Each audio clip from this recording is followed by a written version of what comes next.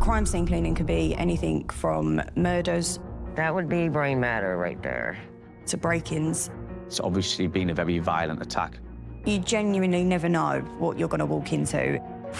Major crime leaves a trail of devastation. There's blood in the hallway, the tile, just blood everywhere. On walls, There's a lot of blood there. in cars, Someone's been attacked with a samurai on the passenger side. soaking into carpets. There's maggots all over this entire carpet. Once the police have gathered the evidence, they call in the crime scene cleaners. I haven't seen anything like this before. Highly trained professionals in the UK and United States who clean up dangerous hazards. The worst case scenario is the lithium and gasoline, they blow up.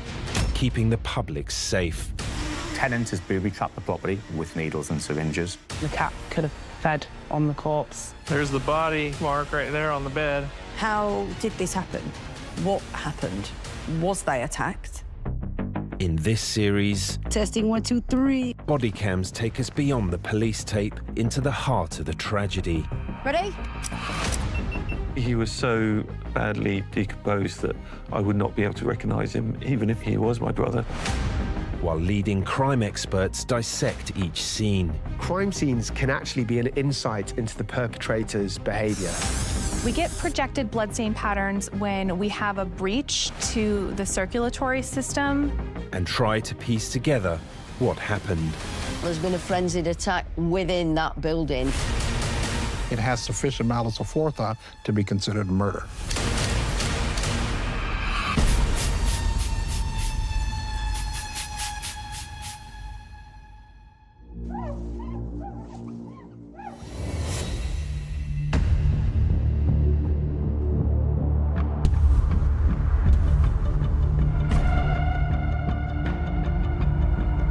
If they need to, they can come out down there. UK Commercial Group handles some of Newcastle's toughest crime scenes. Been stabbing it now, haven't I? Run by Tony Earnshaw. If there's any problems at all, ask myself or one of the managers on site. Quite a lot of blood. We get called at all types of crime scenes, whether it be a sudden death, a murder, a stabbing, an assault. She's obviously just been dripping on you when he's come up running up. It can be quite gory at times. It can be quite challenging and it can be dangerous. It's crazy what people do, isn't it? Today, Tony and his specialist team of crime scene cleaners are tackling a high-risk job. We received a call about a tenant who has been evicted from a property. There's been a lot of drug usage, arson.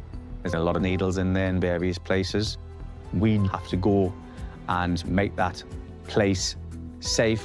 Drug dens are packed with danger.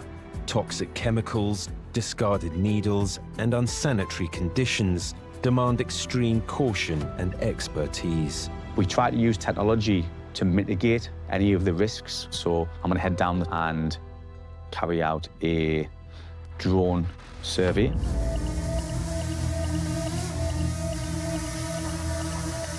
Once I've set the drone up and got it flying, I can then proceed to go inside the property, going through various rooms and looking for the dangers which could present. We would use these drones on occasions where we know there could be a higher risk of hazards, so needle sweeps. There we go, we can see the syringe on the top of the door. The drone has located a precariously balanced syringe intended to fall when the door opens. For somebody to purposely booby-trap the property, I was quite shocked and quite upset, really, because this tenant posed a risk to our staff. Booby traps in drug dens, often used syringes, are designed to injure or infect, posing serious risk to anyone that enters. A used hypodermic needle is a real risk because within that needle you're going to have blood. That blood is most likely to contain infectious disease such as hepatitis B or C and possibly HIV infection. The crime scene cleaners are going to have to be extremely careful not to cause themselves injury. Because we've used the drone, we've identified that this property is now booby-trapped, so without that, we wouldn't necessarily know it was here. The use of this type of technology is very important for these high-risk jobs. These type of people, to generalise, have usually had a lot of run-ins with the police. They'd find it amusing if a person was to stab themselves or infect themselves because they've put these needles on door frames. It certainly would be an intent to endanger life. With the drone survey completed, Tony gathers his cleaning team for a briefing. This morning we're going to probably one of the most dangerous and hazardous jobs that we carry out. Following the tenant's eviction, booby-trapped the property, so the risks involved are extremely high. We have done a schematics for you here. As you go through the front door, we've identified a needle on the architrave above the door, so you need to be really careful as you enter in the property. We'll do an initial needle sweep and then we'll create a safe zone, and then everything that we deem safe, we'll put in that safe zone. Cleaners Scott Birdsall and Keith Rowlinson have been assigned to this job. At the day of paradise, mate. It's going to be a fun one. The flat where the drug gang were evicted from is on the 8th floor. Right, spot on, mate. Suited in full protective clothing, Scott and Keith must haul their equipment through the building to begin their controlled decontamination. I went to one, and the bloke had filled it full of his own feces. There was these weird little caterpillar things, like furry, but then there was black beetles. As soon as you opened the door, the smell was unbearable. It was really bad, that one.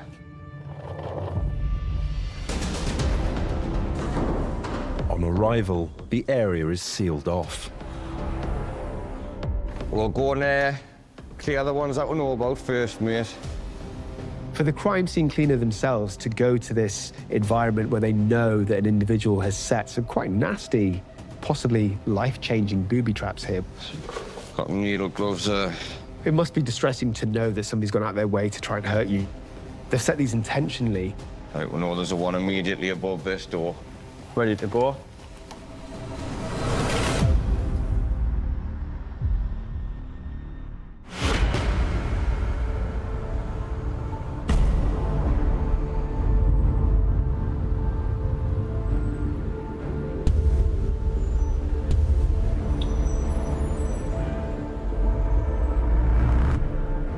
In the gambling capital of the world, where high stakes can lead to brutal consequences, expert crime scene cleaner J.J. Webb, owner of Red Desert Biohazard, specializes in the meticulous cleanup of some of Las Vegas's most violent crimes.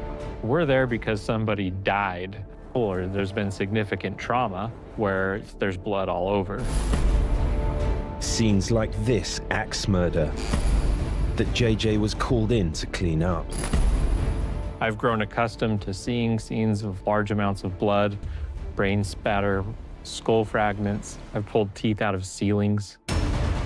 People have just had something terrible happen, and we can come in and take care of it and do something that's very specialized that not very many people can do. And it's a gorgeous day in Las Vegas. It's 11 a.m. JJ and fellow crime scene cleaner Riley Cooper are traveling to a residential area across town. What do you know about this job? Well, I know it's an unattended death. It's a single-family home in Henderson, a pretty nice area. Police visited the property, and the coroner has removed the body. When someone passes away, there's nobody else there. It's called an unattended death. Once the crime scene has been released, we can go and clean it up. Now, this doesn't mean that they've determined what's happened. It's still a crime scene. It's still considered a potential homicide. Do you know how long the body was unattended? We just have an estimate of several weeks. That's all we know, so. Great. Yeah, by now it's definitely gonna smell. I got this call from the deceased's brother, and he said his brother did not show up for work, and his body was found a number of days or possibly weeks later. What's the longest you've ever had a body unattended before? Well, I think it was about 2 months. The lady had basically melted through the top floor, and it was going down to the bottom floor. There's basically everything: flies, maggots. We had the little marks on the wall where the flies had landed in the blood, and then they land on the wall. And so there's basically specks across the entire room and ceiling. That one was the worst smell I've ever smelled. Yeah, I remember we could smell it outside of the house before we even went in. I had to walk like a block away just to get a breath of fresh air. Being a crime scene cleaner is exciting. I love it. It's an important service, but it's a dirty job. It's not for everyone, and you know, it's actually can be dangerous. The destination is on your left. There it is. Yeah, see, that's the coroner there. The coroner waiting for us. Yeah, the coroner will get us into the property, and then we'll actually be on site while we're doing the cleanup. If the death is unattended, then the coroner's going to investigate that death. We're investigating what actually is the cause.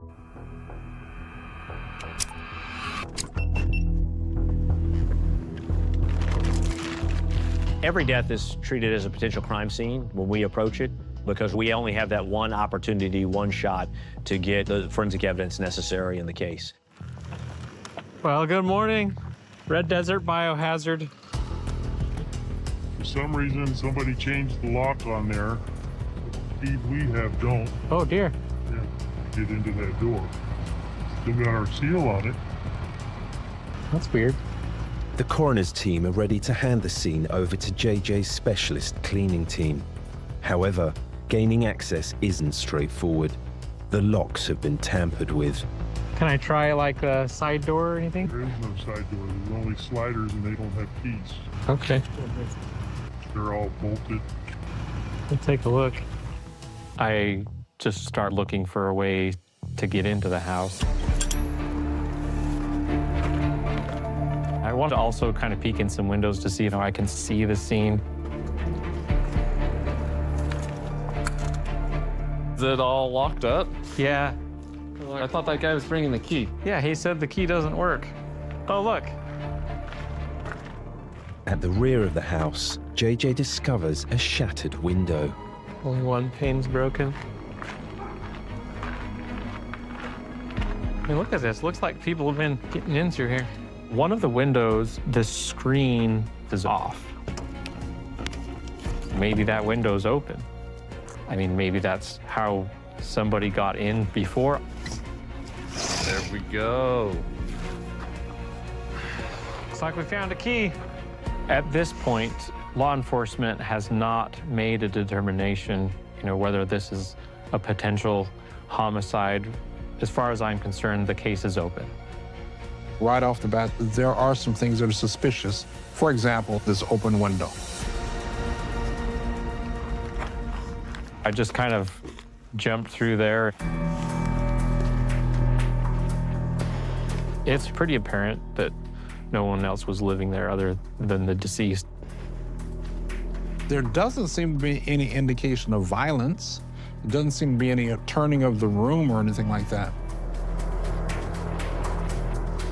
The smell of decomposed body is got to be one of the most terrible smells that you can smell. Oh, you don't want to go in there. Oh, I've been in there before. I didn't know you were the on-the-scene type of guy.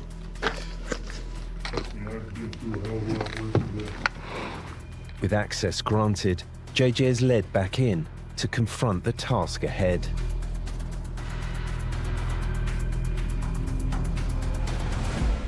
Oh, yes. There's the body mark right there on the bed.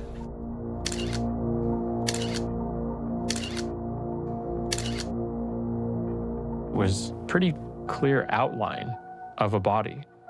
Sometimes images that you see, they never really leave your head. This one stays with me.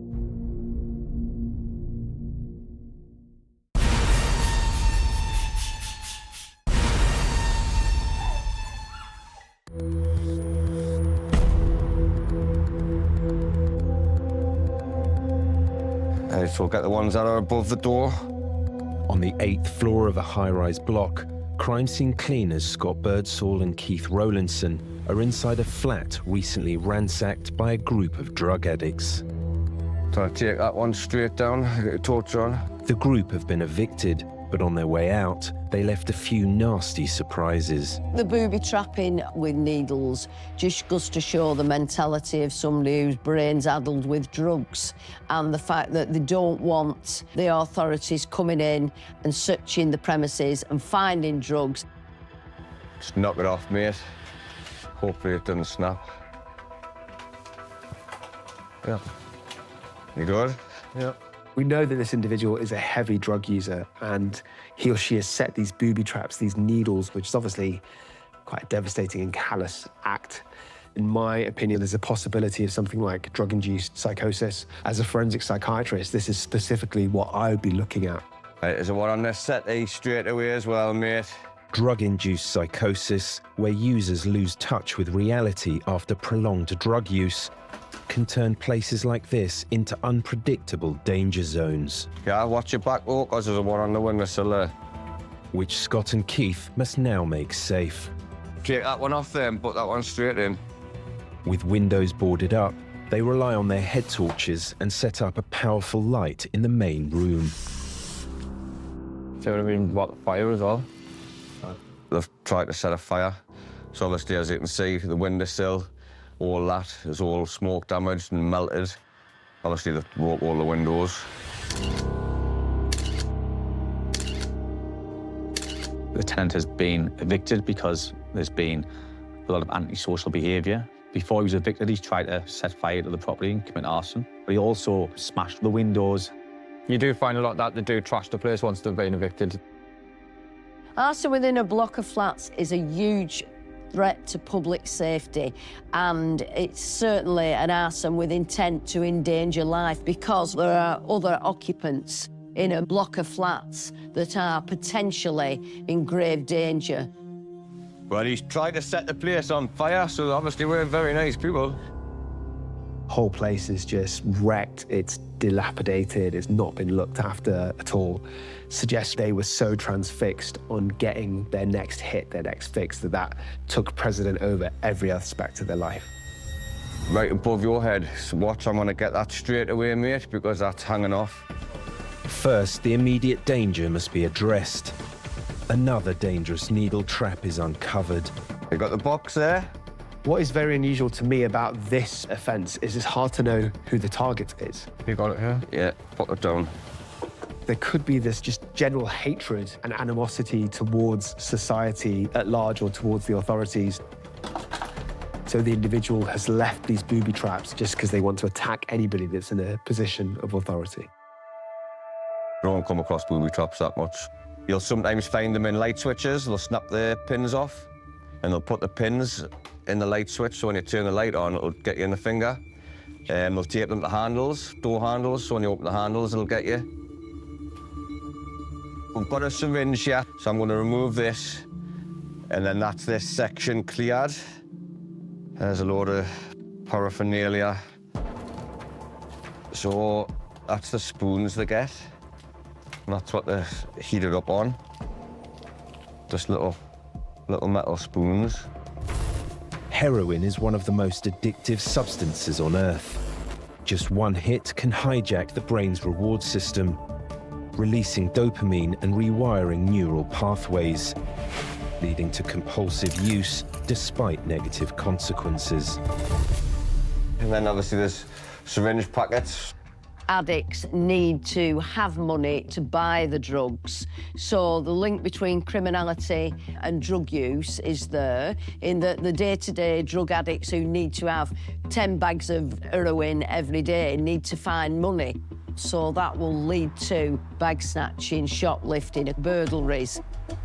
Heroin and crack addiction fuel 95% of drug-related crime in the UK, costing society nearly £10 billion a year. Look at that, man. Jesus Christ, man. There's needles hanging on pieces of string, which looks like some sort of washing line in front of the kitchen. They're horrible. It's put in a position where it could stab somebody potentially in the face. These traps, designed to maim or harm, can carry serious consequences. Is it through that? It's actually through that bit of string. It's through the string. leading to charges of assault, manslaughter, or even murder.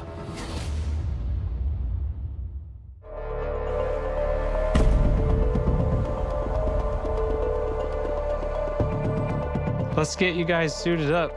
Yes, sir. So apparently this gentleman, he just didn't show up to work. Oh. And They set out a so wellness eventually they set out a wellness check and broke down the door. In Las Vegas, crime scene cleaner J.J. Webb and his team are preparing to sanitize a scene where police discovered a dead body. We got our biohazard blockers, so they protect us from splashes or, anything that's aerosolized.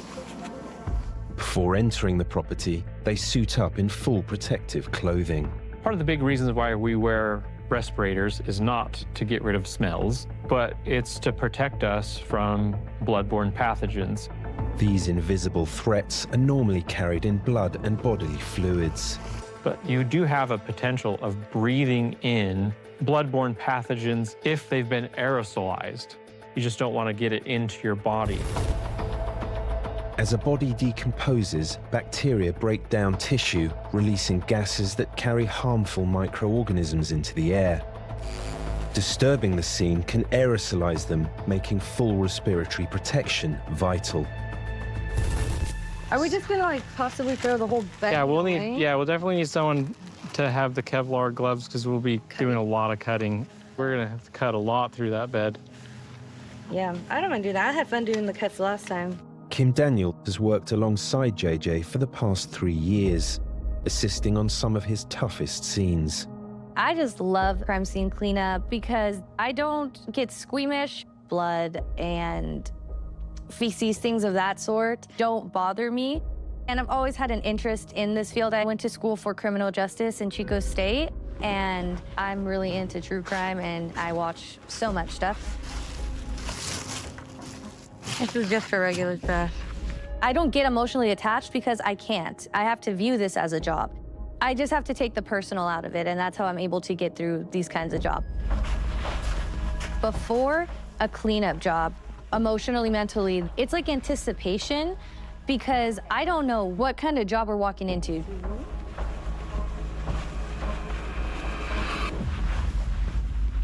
It's quite the image on there. Like you could see how the person was laid out. The biggest thing for me was just seeing the outline of blood, because that doesn't happen a lot. We've cleaned natural deaths before, and yeah, there's fluid, but you don't produce that much blood just dying of natural causes. You start thinking, well, what did happen here? After you die, everything starts to kind of fall apart. There's a lot of bacterial activity, and you start to go through a process called putrefaction. And you start to liquefy and start oozing. We'll check the floor, too, if we need to pull out the carpet. JJ and his team must eliminate all biohazards, including blood and bodily fluids. There was a pillow that was on the floor that had some biohazard on it. It got some blood on the carpet as well. You can't help but think, how did that blood get on that pillow? There's always a possibility for homicide. We've got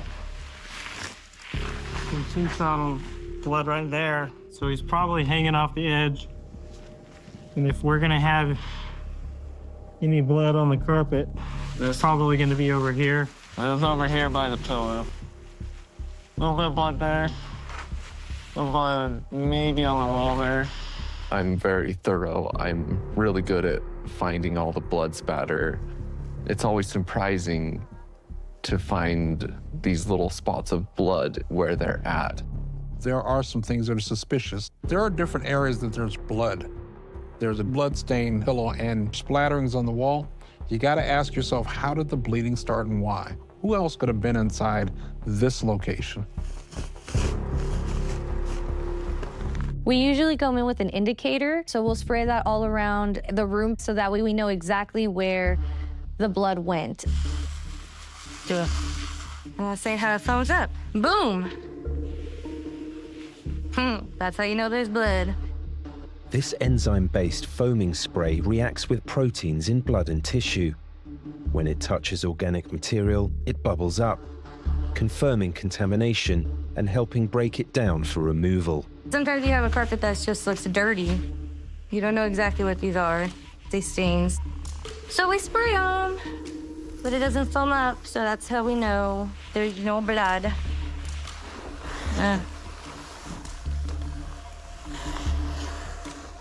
Nothing on the pillow. Yeah, I don't think really much at the foot of the bed, just the mattress. An hour in, and the teams identified all biohazards. The body liquefied into the mattress, complicating both the clean and the investigation. Because the body started to decompose, it can be difficult to see signs of trauma and injury. So it might be unclear if this person met a violent homicidal death or if they just lay down and went to sleep and never woke up.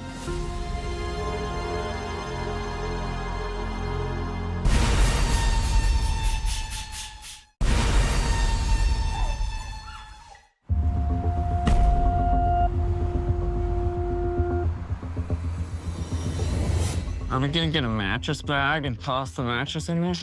Yeah, we gotta cut out the blood. In a residential property, crime scene cleaner J.J. Webb and his team are meticulously sanitizing a bedroom where a decomposing body was discovered. Just start with the carpet. With the body removed by the coroner to determine cause of death, their task is to eliminate all traces of the incident. It is mysterious that there was a pillow that was on the floor that had blood spatter. It got some blood on the carpet as well. Biohazard on the carpet is cut away for specialist disposal, but the main area affected is the mattress. We could probably use 2 knives on this job since we'll be doing so much cutting of that mattress. We'll be dissecting that thing. JJ's expertise in crime scene cleaning developed after his own personal tragedy 6 years ago. Crime scene cleaning is nothing like what I would have imagined that I would be doing. My brother, Nathan, he had passed away from a suicide. After going through this with my own brother, I saw that a lot of people might need a crime scene cleaned up. And I feel like I would be in a position to really have some compassion and understanding for people in really the worst times of their life. When I'm doing jobs, it does remind me of him because him passing away is a lot of what led me into it. So he's cutting the mattress. We're just getting the biohazard parts. In the US, biohazard waste is often charged by weight, so the cleaners cut out only the contaminated sections of this mattress. This person started to decompose into their mattress. We can see this combination of red material on the bed, which is blood, and there's also this brownish appearance. So some of that blood is starting to be exposed to bacterial breakdown, and we have some of those decompositional fluids all mixing together. Like you see how the blood has gone through, see through the layers of the bed. So we're cutting through all of that. The first 24 or so hours after death, a body by and large remains intact. After 24 hours, you start to decompose. 2 days, and we really start to see the body kind of bloat up with gases, and that's when things really start to kind of fall apart. So it looks like the person who was dead in this house, this is a desert climate, had been dead at least for a couple of days, maybe a week. In Arizona's scorching heat, high temperatures accelerate decomposition. Because our main goal here is just getting rid of the biohazard.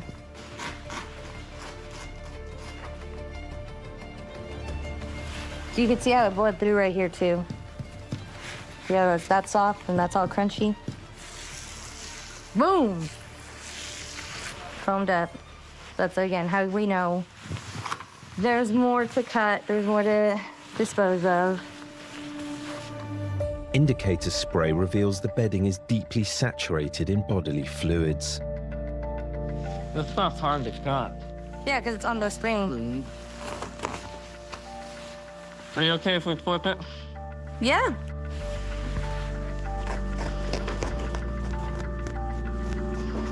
Boom. With this job, you're doing a lot of physical work, and it can be very emotional. It takes a toll on you at times. So if the families aren't going to be there, I tend to crack a joke here and there. You just need morale, and I feel like I can bring morale in such a natural way like that, and no one said anything bad about it yet, so I just keep on doing it. You doing okay too? But it looks like this top layer is fine. Thank you. All parts contaminated with biohazards will be incinerated and the rest of the mattress bagged up and removed for general waste.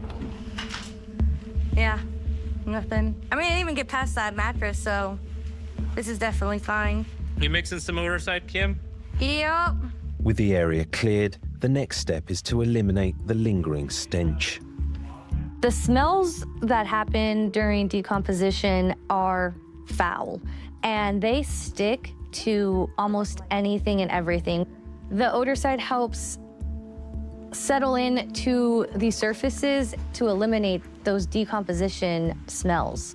The chemicals in the spray bond with odor molecules, neutralizing them on contact. I think that's good, because it wasn't that smelly in here. Last time he had me use the whole thing for a smelly one. And on that note, ladies and gents, she's clean. Adios.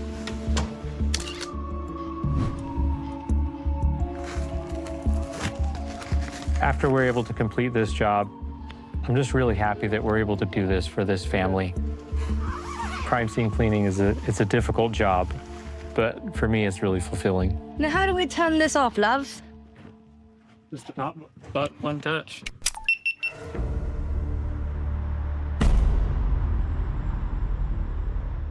Just run across the tops, making sure there's no needles. That one's clear.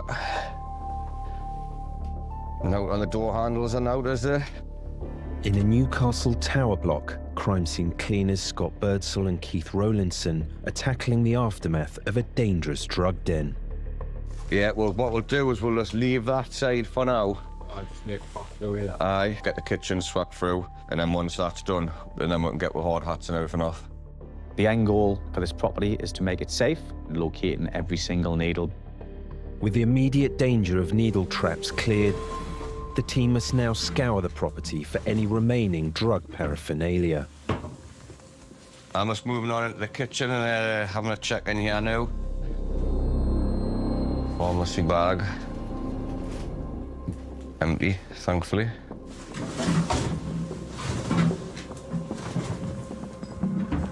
Oh, there we go, sharps box. Full as well. See the needles sticking out the top? There's a load in there. Oh, full the box. There's a few boxes like them there. Overflowing sharps boxes for needle disposal offers stark insight into the chaotic living conditions and the urgent need for intervention. The number of needles in this scene would indicate someone has a heavy drug use, so they're using a lot of heroin. Heroin users in the UK face a mortality rate 17 times higher than their non-using peers. Heroin is made up of a chemical called diacetyl morphine. And morphine is a drug that causes the breathing to slow right down. And that's where the risk occurs, because in that point, that's when someone could stop breathing. Empty bottles of methadone, which is a substitute, what's to get prescribed. And then you've got some sort of pipe, bong, whatever you want to call it. Methadone is a powerful opioid prescribed to help heroin users manage withdrawal. But it's often misused, traded or stockpiled alongside street drugs. Hey, that's the kitchen cleared out. The kitchen has now been fully swept for needles. But the living room, with clothes and debris piled high, still hides potential dangers. Going through it bit by bit, but you can't be too careful, I suppose. It's important to double check everything, because the last thing they want is to get pricked by one of these needles. We found one on the windowsill. We found one behind this radiator. There's one there on those clothes. There's two on the settee. There's one poking out that pillow, that cushion. So you don't want to touch anything with your hands. You want to try and use your wand at all times. So this one's actually bent and hooked in. Facing dangers like these comes with a job, and for Scott, it's part of the appeal. I just really enjoy it, you know. It's dirty, it's messy, it's physical, you're constantly on the go. I like being in different places, I like moving around. You never know what you're going to find, and it's just interesting, you know. Right, there's a canny few in here. There's one on that windowsill, one there. So the needle itself snapped off. Broken and bent needles lay hidden in the debris, adding a new layer of risk for Scott and Keith. So now we're going to have to be extra careful, because there'll be a pinhead somewhere.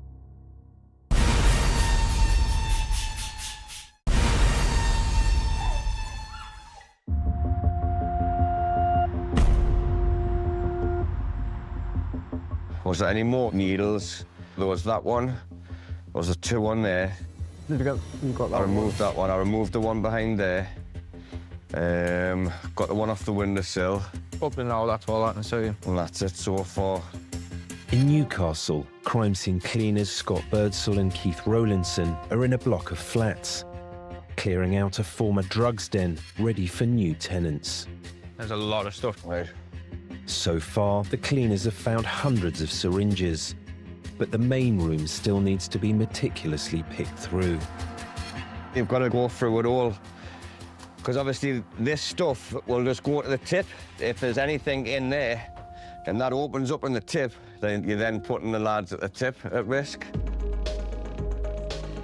We've made a safe zone here, so anything that we check now, we'll put them in that safe zone. There's one there I'll remove, so if you can step back and remove the rest. Funny place.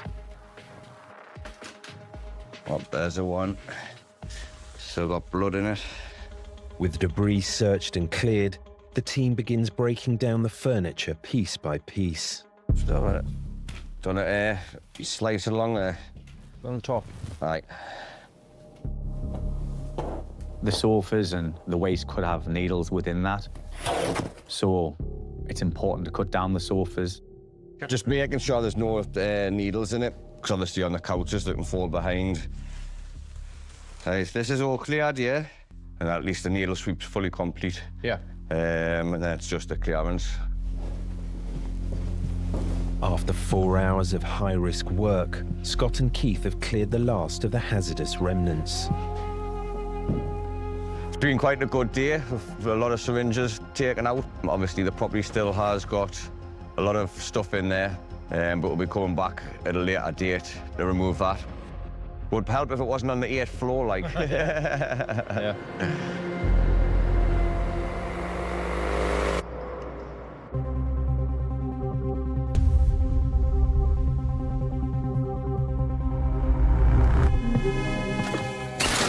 We're enemy Rambo 2. Watch out!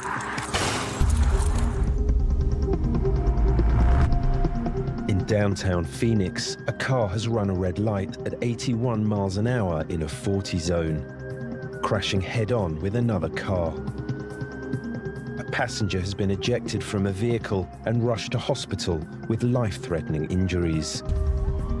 Police are on the scene and are calling in family-run crime scene cleaners Tact 48.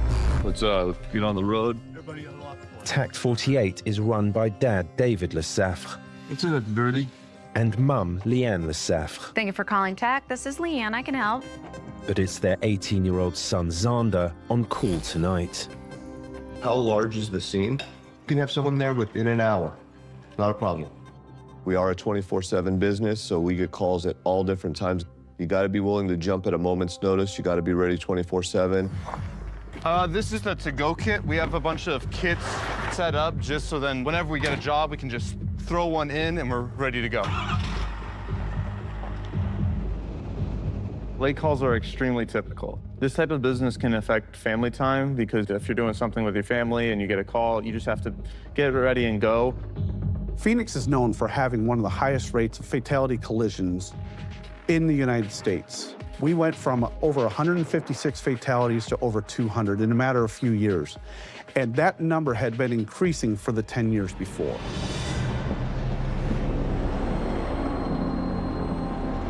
Just over half an hour after leaving base, Zander arrives at the site of the collision. There's a lot of officers here, and they don't seem all too impressed by the Tesla that ended up on the sidewalk. Speeding contributes to a third of all deadly crashes in America. You have people that get on these large roadways and don't realize that they are traveling at 75 to 80 miles an hour. Because everybody is doing that, because the lanes are so wide, it is wide open, and people will insist on hitting the gas and trying to beat that red light. So we're looking at somebody that's doing double the speed limit in a basically urban area, which is absolutely ridiculous.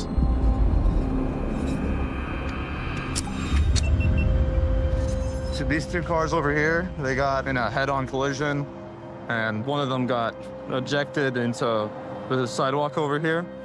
The vehicles collided with such force that one of the passengers was thrown from their car, sustaining serious physical injuries.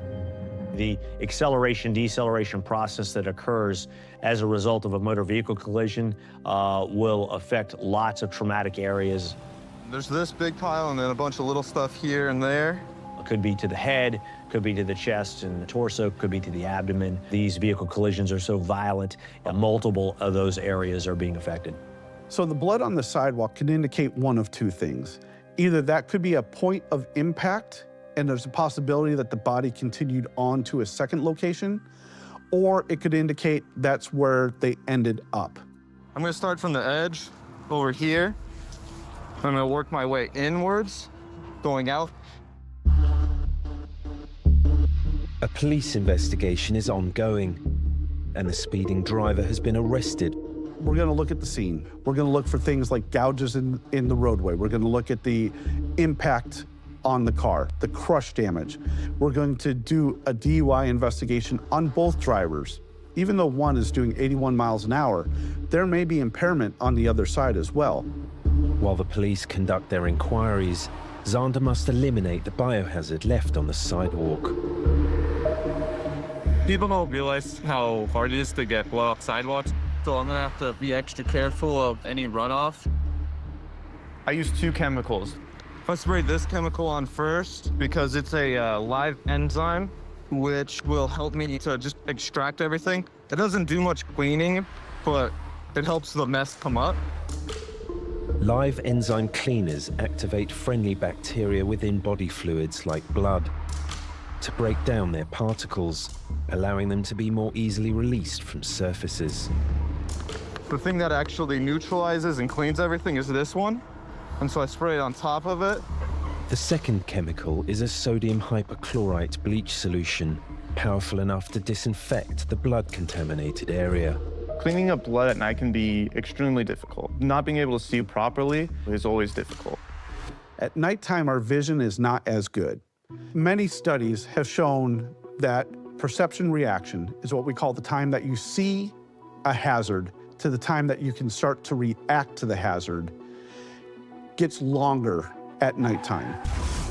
So through my experience, there are more fatalities and more serious injuries generally found at night than during the day. Despite the low light, Zander must be thorough. No blood can remain exposed. You can see that the chemical's already working here with the brown coming up. Blood is potentially infectious, and if the person who was bleeding had some sort of blood-borne illness and we just leave their blood out, it can be exposed to other people who are walking by.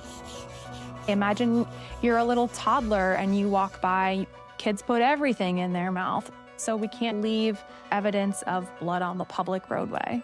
I'm gonna respray A here to help get this crack up, and I'm gonna scrub everything again. I'm starting to like how it looks.